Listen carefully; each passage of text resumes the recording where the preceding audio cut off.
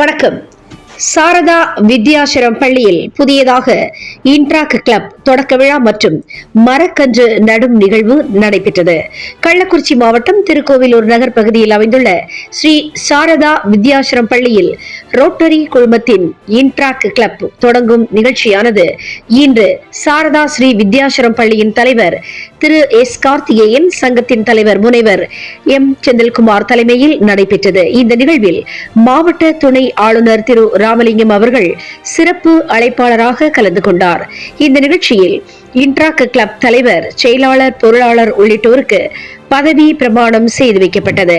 இந்த நிகழ்வில் பள்ளி முதல்வர் திருமதி ஷீபா பிராங்க்லின் அவர்களுடன் ரோட்டரி சங்கத்தின் சாசன தலைவர் எஸ் வாசன், சங்க செயலாளர் கௌதம் சந்த், பொருளாளர் சௌந்தரராஜன், உறுப்பினர்கள் முத்துக்குமாரசுவாமி, கல்யாண்குமார், ராஜேஷ்குமார், வழக்கறிஞர் ராஜேஷ், RCC குழு நிர்வாகிகள் சிதம்பரநாதன், ஹரிகிருஷ்ணன் உள்ளிட்டோர் உடனிருந்தார்கள். இந்த நிகழ்வின் இறுதியாக பள்ளி வளாகத்தினுள் மரக்கன்று நடப்பட்டது.